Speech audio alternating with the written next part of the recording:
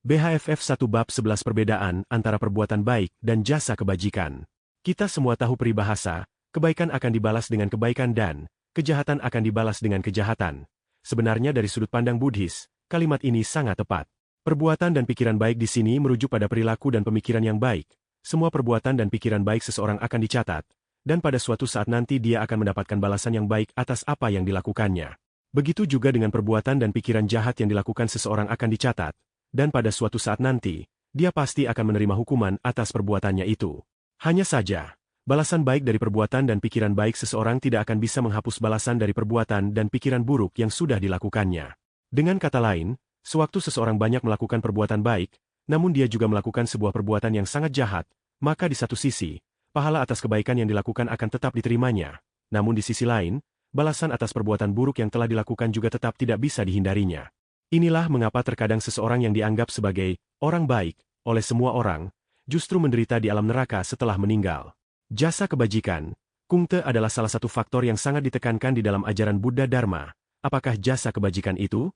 Apa manfaatnya? Sebenarnya jasa kebajikan juga merupakan perbuatan dan pikiran yang baik.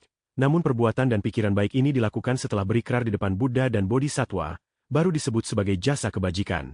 Perbuatan dan pikiran baik yang kita lakukan, bila kita tidak mengikrarkannya di depan Buddha dan Bodhisattva, maka baik ditinjau dari faktor keinginan sendiri, maupun karena pengaruh dari ajaran Buddha Dharma, dia tetap hanya akan berhenti di permukaan sebagai bentuk perilaku luar saja. Contohnya, seseorang yang bervegetarian selama bertahun-tahun, namun dia tidak pernah berikrar untuk bervegetarian di depan pusa, maka walaupun dia sudah bervegetarian bersih selama 10 tahun, tetap hanya dianggap sebagai sebuah hobi saja. Oleh karena itu, kita seharusnya berikrar bervegetarian di hadapan pusa. Maka bervegetarian di sini akan menjadi suatu bentuk kebajikan dengan tidak melakukan karma membunuh. Oleh karena itu, pada saat kita bertekad untuk melakukan kebajikan, sering berdana, membantu orang lain, bahkan berbakti kepada orang tua serta mengasihi saudara sendiri pun, kita perlu mengikrarkannya. Akan tetapi, pada saat kita melakukan kebajikan di kuil atau vihara, atau Kuan Intang, dan tempat suci Buddha dan Bodhisattva lainnya, maka kebajikan yang dilakukan ini akan dianggap sebagai jasa kebajikan, jadi tidak perlu berikrar lagi. Ini seperti surat dokumen yang baru akan sah berlaku secara hukum setelah ditandatangani oleh JP, Justice of Peach. Sama saja dengan perbuatan dan niat baik kita yang hanya akan berubah menjadi jasa kebajikan, bila sudah disaksikan oleh pusa. Lalu, apakah kegunaan dari jasa kebajikan? Kita semua tahu dampak negatif dari karma atau karma buruk. Mereka seperti virus di dalam sebuah sistem, bersembunyi di dalam kesadaran alaya seseorang. Bila waktunya tiba, dia akan berubah menjadi arwah asing, dan mulai mempengaruhi orang tersebut. Ini juga mengapa ada orang yang tadinya sehat, bisa tiba-tiba sakit dan sekarat, atau tiba-tiba mengalami kecelakaan, atau tertimpa musibah. Bahkan, ada juga orang yang karena karma buruknya terlalu berat, selalu mengalami ketidaklancaran seumur hidupnya, aura wajahnya suram, dan terus mengeluh menyalahkan takdir.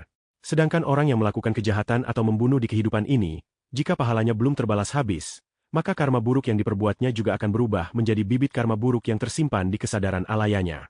Kesadaran alaya adalah kesadaran tingkat ke-8, juga dinamakan alie, yang berarti kesadaran yang paling dasar. Di dalam kesadaran alaya tersimpan berbagai macam bibit, yang bisa menumbuhkan perilaku yang baik dan yang buruk. Bila bibit karma buruk tersimpan di sini, maka hanya jasa kebajikan yang bisa masuk dan menghapus bibit karma buruk tersebut, dan hasilnya karma buruk kita akan lenyap. Inilah yang dikatakan, Shen Shi Peu Tishu, Sin Ruming Jing Tai, Shi Shikin Fushi, Wu Shi Rechen Ai. Tubuh kita bagaikan pohon bodhi, hati kita seperti sebuah cermin, selalu menyekanya dengan rajin, jangan sampai membiarkannya berdebu, hanya dengan jasa kebajikan saja, kita baru bisa membersihkan noda kotoran di dalam hati kita. Oleh karena itu, fungsi utama yang sangat penting dari jasa kebajikan adalah untuk menghapus karma buruk. Inilah tugas paling utama yang harus dilaksanakan para praktisi Buddhis dalam membina diri di dalam ajaran Buddha Dharma. Hanya pada saat karma buruk kita sudah terhapuskan, pikiran kita baru bisa menjadi bersih dan tenang, terbuka kebijaksanaannya, dan terbuka kesempatannya untuk tersadarkan.